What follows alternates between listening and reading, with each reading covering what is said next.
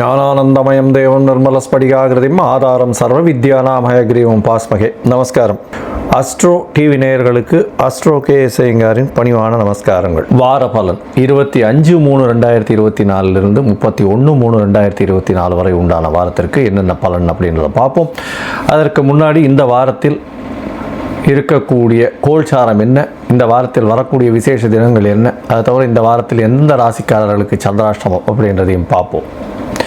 முதலில் இந்த வாரத்தினுடைய கோல்சாரம் காலபுருஷ தத்துவத்தின் முதல் ராசியான மேஷ ராசியில் குரு பகவானும், கன்னியில் கேது பகவானும், கும்பத்தில் 3 கிரகம் செவ்வாய், சனி மற்றும் சுக்கிரன், மீனத்தில் 3 கிரகம் ராகு, சூரியன் மற்றும் புதன்.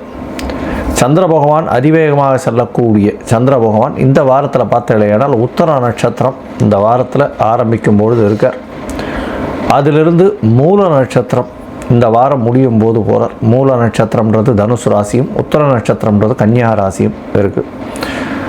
4 ராசிக்கு போகிறார். அதாவது கன்னி, துலாம், விருச்சிகம், தனுசு இந்த 4 ராசிக்கு போகிறார்.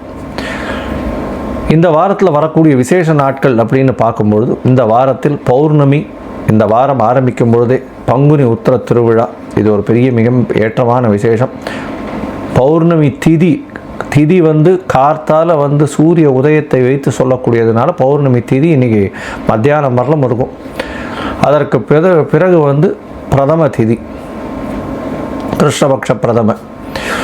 இந்த வாரத்தில் வரக்கூடிய விசேஷ நாள் அப்படின்னு பார்க்கும்பொழுது 29ஆம் தேதி அன்னைக்கு சதுர்த்தி அப்படின்னு சொல்லும்பொழுது விநாயக பெருமானை வணங்கிட்டு வர்றதும், மினிமம் ஒரு 9 பிரதட்சணம் பண்ணிவிட்டு ஒரு தேங்காயை உடைச்சிட்டு 9 தோப்புக்கரணம் போட்டு வர்றதன் மூலியமாக உங்களுக்கு வரக்கூடிய கஷ்டங்கள், வந்த கஷ்டங்கள் எல்லாமே விலகும். அதாவது சதுர்த்தியில் 2 வகை. ஒன்று வர சதுர்த்தி, மற்றொன்று அதாவது தேய்பிரையில் வரக்கூடிய சதுர்த்தி. தேய்பிரையில் வரக்கூடிய சதுர்த்தியில் உங்களுக்கு கஷ்டங்கள் எல்லாம் நிவர்த்தி ஆகணும்னு வேண்டிக்கணும். அதாவது உங்களுக்கு தடங்கள் ஏதாவது ஏற்படுறதா, படிக்கக்கூடிய இடத்துல தடங்கள், அதை தவிர பண வரவுக்கு தடங்கள், உங்களுடைய கஷ்டங்கள், உடல்நிலை பாதிப்பு, அதை தவிர பொருளாதார பாதிப்பு, இதை தவிர வேலை இல்லாமை, இது எல்லாத்தையுமே வேண்டிக்கக்கூடிய விஷயம் தேய்பிரையில் வரக்கூடிய சதுர்த்தியில் விநாயகர் பெருமானை போய் சேவிச்சுட்டு 9 தரம் சுற்றிட்டு ஒரு தேங்காயை உடைச்சிட்டு 9 தோப்புக்கரணம் பண்ணிட்டு பண்ணுறது மூலியமாக அந்த உங்களுக்கு உண்டான எந்த ஒரு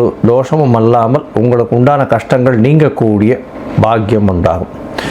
வளர்பிறையில் பார்த்தீங்கன்னால் வர சதுர்த்தி அப்படின்னு பேர். வர சதுர்த்தி அப்படின்னு சொல்லும்போது வரங்களை கொடுக்கக்கூடிய சதுர்த்தி அது. அதாவது நீங்கள் என்னென்னலாம் வேணும்னு கேட்கணும். அதாவது எனக்கு திருமணத்திற்கு நல்ல இதுவை கொடு, ஏற்றமான உத்தியோகத்தை கொடு, அந்த மாதிரியான விஷயங்களை கேட்கணும். கஷ்டங்கள் நீக்கக்கூடியது சங்கட ஹர சதுர்த்தி. வர சதுர்த்தி வளர்பிறையில் வர்றது. இப்போ வர்றது சங்கட ஹர சதுர்த்தி அப்படின்னு சொல்லக்கூடியது, சங்கடங்களை போக்கக்கூடிய சதுர்த்தி. சரி, அதற்கு பிறகு பார்த்தீங்கன்னா ஞாயிற்றுக்கிழமை, அதாவது 31ஆம் தேதி அன்னைக்கு சஷ்டி திதி. சஷ்டி அப்படின்னு சொல்லும்பொழுதே முருகப்பெருமானுக்கு ஒரு மிகப்பெரிய விசேஷமான நாள். சஷ்டியில் விரதம் இருந்தால் அகப்பையில் நிச்சயமாக குழந்தை பாக்கியம் ஏற்படும் அப்படின்றது விசேஷம். அதனால் இந்த காலகட்டத்தில், அதாவது சஷ்டி திதி, எல்லா சஷ்டி திதிகளிலும் விரதம் இருக்கிறது ரொம்பவும் விசேஷம். குழந்தை பிராப்தி வேணும்னு பார்க்குறவங்க, அதை தவிர எதிரிகள் அற்ற நிலை இருக்கணும் அப்படின்னு நினைக்கிறவங்க, அதை தவிர கஷ்டங்கள் போகணும்னு நினைக்கிறவா சஷ்டி திதியை முக்கியமாக கொண்டாடணும்.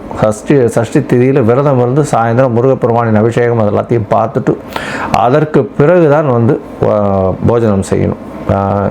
அது மாதிரி சஷ்டி திதியில் விரதம் இருப்பாள். இந்த வாரத்தில் பார்த்தீங்கன்னா எந்தெந்த ராசிக்காரர்களுக்கு சந்திராஷ்டமம் அப்படின்னு பார்க்கும்போது கும்பம், மீனம், மேஷம், ரிஷபம் இந்த 4 ராசிக்காரர்களுக்கு சந்திராஷ்டமம். சந்திராஷ்டமம்னா உங்களுடைய பிறந்த ராசியிலிருந்து 8ஆம் இடத்தில் சந்திர பகவான் மறையும் பொழுது சந்திராஷ்டமம்னு சொல்கிறோம். ஏன் சந்திராஷ்டமம் இவ்வளோ முக்கியத்துவம் பெறுறது அப்படின்னா, சந்திர பகவான் மதிக்காரகன். அவன் மறைந்திருக்கக்கூடிய காலகட்டத்தில் தவறான முடிவுகள் எடுக்கக்கூடும். அதனால் புதிய முயற்சிகள் வேண்டாம், வெளியூர் வெளிவானில் பிரயாணம் வேண்டாம், தேவையற்ற யாருக்கு ஜாமீன் கையெழுத்து போடுறது, இந்த மாதிரியான விஷயங்கள் பண்ணாதீங்க. சரி, இந்த வாரத்தில் பார்த்தீங்கன்னா மேஷம் முதல் மீனம் வரை 25/3/2024 31/3/2024 வரை எப்படி இருக்குது அப்படின்றத பார்ப்போம். அதற்கு முன்னாடி என்னுடைய மொபைல் நம்பர் ஸ்க்ராலிங்கில் வந்துருக்கோம். உங்களுக்கு அஸ்ட்ராலஜிக்கல் கன்சல்ட் தேவைப்பட்டதுன்னா நீங்கள் எனக்கு வந்து ஃபோன் பண்ணிவிட்டு ஃபோன் பண்ணுங்க, உங்களுக்கு அப்பாயின்மெண்ட் தரேன். உங்களுடைய date, time, place of birth, உங்களுடைய பெயர், உங்களுடைய தாய் தகப்பனார் பெயரை வந்து என்னுடைய வாட்ஸ்அப்பில் அனுப்பிச்சிங்கன்னா உங்களுடைய ஜாதகத்தை கணித்து சந்தி இருக்கான்றதை பார்க்கணும். முதல்ல வந்து நட்சத்திர சந்தி, பாத சந்தி, அதை தவிர லக்ன சந்தி, ஏதாவது சந்தி இருக்கா அப்படின்றத பார்த்து உங்களுடைய நட்சத்திரம் என்ன, உங்களுடைய ராசி என்ன, உங்களுடைய லக்னம் என்ன அப்படின்றத ஒழுங்காக குறித்து அதற்கு பிறகு உங்களுடைய தசாபுக்தி அந்தரம் சூக்ஷ்மம் எப்படி இருக்குன்றதை பார்த்து இன்றைய கோல்சார பிரகாரம் வந்து உங்களுக்கு என்னென்ன பிரச்சனைகள் இருக்குது, அதற்கு என்ன எளிய பரிகாரங்கள் செய்ய முடியும் அப்படின்றத கண்டிப்பாக சொல்கிறேன். சரி, இப்போ மேஷம் முதல் மீனம் வரை 25/3/2024 31/3/2024 வரலும் எப்படி இருக்குது அப்படின்றத பார்க்கலாம். ரிஷபம், கிருத்திகை, ரோகிணி, மிருகசீரிஷம் இந்த 3 நட்சத்திரம் 9 பாதங்களை கொண்ட ராசி. ராசியின் அதிபதினு சொல்லக்கூடிய சுக்கிர பகவான் ராசிக்கு 10ஆம் இடத்துல இருக்கிறது விசேஷம். சனி பகவானோட கூட இருக்கக்கூடிய காலகட்டம் 10ஆம் இடத்தில் தொழில் ஸ்தானத்தில் சனியோடு சேர்ந்த சுக்கிரன் இருக்கிறதன் மூலியமாக கலைத்துறையில் இருக்கிறவங்களுக்கு திடீர் ஜாக்பாட் அடிக்கக்கூடிய வாய்ப்புகள் உண்டு. இந்த வாரத்தில் பார்த்தாலேயானால் கலைத்துறையில் இருக்கக்கூடியவா, வெள்ளித்திரை, சின்னத்திரையில் இருக்கிறவர்களுக்கு புதுசாக அக்ரிமெண்ட் சைன் ஆகக்கூடிய வாய்ப்புகள் நிச்சயமாக உண்டு. 10ஆம் இடத்தில் இருக்கக்கூடிய சனி பகவான் மூலியமாக இந்த இரும்பு சம்பந்தப்பட்ட தொழில், அதை தவிர வந்து இந்த வெல்டிங், அதை தவிர புதுசாக வந்து இந்த அழகு வேலைப்பாடுகள், கிரில் கேட்டு, அந்த மாதிரியான விஷயங்கள், அழகு வேலைப்பாடுகள் செய்யக்கூடிய வாழ்க்கெல்லாம் வந்து பெரிய ஏற்ற காலகட்டமாக இருக்கும். இந்த வாரத்தில் 3 கிரகங்கள் 10ஆம் இடத்துல இருக்குது. அது வந்து செவ்வாய், சனி மற்றும் சுக்கிரன் 3 கிரகங்கள் இருக்குது. 12ஆம் அதிபதி 7ஆம் அதிபதியும் வந்து உங்களுடைய ராசிக்கு 10ஆம் இடத்துல இருக்கிறது. சப்தமாதிபதி 10ஆம் இடத்துல இருக்கிறது பெரிய ஏற்றம். அதுவும் திக்பலம் பெற்று இருக்கக்கூடிய செவ்வாய் பகவான் பெரிய ஏற்றத்தை கொடுக்க போகிறார். பார்ட்னர்ஷிப் பிஸ்னஸில் இருக்கிறவர்களுக்கெல்லாம் நல்ல ஒரு ஏற்றம் கிடைக்கக்கூடிய காலகட்டமாக இந்த ரிஷபராசிக்காரர்களுக்கு இருக்குது. ஏன்னா 10ஆம் இடத்தில் செவ்வாய் அதிபலம் வாழ்ந்து இருக்கக்கூடிய காலகட்டமாக இருக்குது. அதன் மூலியமாக பார்த்தோம்னா திக்பலம் பெற்று இருக்கிறதுனால கண்டிப்பாக எதிர்பாலினத்தவர் மூலியமாக நல்ல ஒரு ஏற்றம் கிடைக்கும். இதை தவிர பார்த்தலையானால் நண்பர்கள் மூலியமாக, நண்பர்கள் வட்டாரங்களில் நல்ல ஒரு பெயரும் புகழும் அந்தஸ்தும் வரக்கூடிய வாய்ப்புகள் நிச்சயமாக உண்டு. உங்களுடைய ராசிக்கு பார்த்தலையானால் 2, 12, 5ஆம் அதிபதி 11ஆம் இடத்துல நீச்சம் பெற்றிருக்கார். இருந்தாலும் ராகுவோட சம்பந்தத்தில் இருக்கிறது ரொம்பவும் விசேஷம். இதன் மூலியமாக பார்த்தலையானால் 11ஆம் இடம் வலுப்பெற்று போகக்கூடிய காலகட்டமாக இருக்குது. இந்த காலகட்டத்தில் பார்த்தலைன்னா வெளிநாடு, வெளியூர், வெளிமாநிலம் செல்லக்கூடிய ஆப்பர்ச்சுனிட்டி நிச்சயமாக வரும். உங்களுடைய ராசிக்கு பார்த்தோம்னா 11ஆம் இடத்துல வந்து 3 கிரகங்கள் இருக்கிறது. அதுவும் ராகு இருக்கிறதுனால வெளிநாடு சம்பந்தம், வெளி மதத்தினர், வெளி நாட்டவர் மூலியமாக ஒரு இன்வெஸ்ட்மெண்ட் வரக்கூடிய வாய்ப்புகள் நிச்சயமாக உண்டு. தொழிலில் அதிகமான ஒரு அபிவிருத்தி ஏற்படக்கூடிய வாய்ப்பு. உடல் நலத்தில் நல்ல ஒரு ஏற்றம் இருக்கும். இருந்தாலும் சனி செவ்வாயோடு சேர்ந்த சுக்கிர பகவான் அதீத சுபத்துவத்தை ஏற்படுத்துறதுனால உங்களுக்கு உடல் நலத்தில் சூட்டினால் வரக்கூடிய சில பிரச்சனைகள் வரக்கூடிய வாய்ப்புகள் உண்டு. முழங்காலுக்கு கீழே வந்து வலி இருக்கக்கூடிய வாய்ப்புகள் நிச்சயமாக உண்டு. உங்களுடைய ராசிக்கு பார்த்தலையானால் குரு பகவான் 12ஆம் இடத்துல இருக்கார். 8ஆம் அதிபதி 12ஆம் இடத்துல இருக்கிறது ரொம்பவும் விசேஷம். ஏன்னா 12ஆம் இடத்துல இருக்கக்கூடிய குரு பகவான் மூலியமாக வெளிநாட்டில் போய் அங்கே பிஆர் கிடைக்கிறது, இந்த மாதிரியான விஷயங்கள், பர்மனன்ட் சிட்டிசன்ஷிப்பு, அதை தவிர வந்து விசா ப்ராசஸிங் பார்த்துட்டு இருந்தாங்கன்னா அதெல்லாம் வந்து ப்ராசஸ் ஆகிடும். இப்போது இந்த வாரம் பார்த்தோம்னா அதிவேகமாக செல்லக்கூடிய பகவான் சந்திர பகவான் உங்களுடைய ராசிக்கு 5ஆம் இடத்துலேருந்து இந்த வாரத்தை ஆரம்பிக்கிறார். அதாவது 25/3/2024 31/3/2024 வரலும் உண்டான வாரத்தில் சந்திர பகவான் உங்களுடைய ராசிக்கு 5ஆம் இடத்துல 27ஆம் தேதி அதிகாலை ஒரு 3:30 மணி வரலும் இருக்கார். கேத்துவோட சம்பந்தம். இந்த காலகட்டத்தில் பௌர்ணமி யோகம் அமையிறது பெரிய விசேஷம். இந்த பௌர்ணமி யோகத்தின் மூலியமாக பார்த்தோம்னா 4ஆம் அதிபதியும் 11ஆம் இடத்துல இருக்கிறது பெரிய விசேஷம். அதனால் புதிய வீடு மனை வாங்கக்கூடிய வாய்ப்புகள் உண்டு. தாயின் உடல்நிலையில் நல்ல ஒரு ஏற்றம் இருக்கும். தாயின் மூலியமாக நல்ல ஒரு சொத்துக்கள் வரக்கூடிய வாய்ப்புகள் இந்த வாரம் அமைகிறது.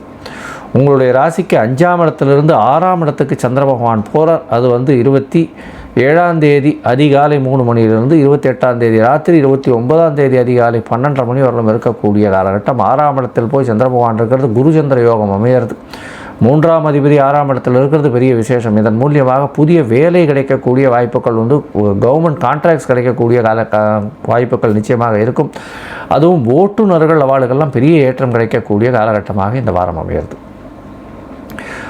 இந்த வாரத்தில் பார்த்தலையானால் உங்களுடைய ராசிக்கு 7ஆம் இடத்துல சந்திர பகவான் போகிறார். அதாவது 29ஆம் தேதி அதிகாலையிலிருந்து 31ஆம் தேதி சாயந்தரம் ஒரு 7:30 மணி வரலும் இருக்கக்கூடிய காலகட்டம். இந்த காலகட்டத்தில் பார்த்தேலையானால் எழுத்தாளர்கள், எழுத்து பணி செய்கிறவா இவாளுக்கெல்லாம் பெரிய ஏற்றம் கிடைக்கும். 3ஆம் அதிபதி 7ஆம் இடத்துல இருக்கிறது பெரிய விசேஷத்தை கொடுக்கும்.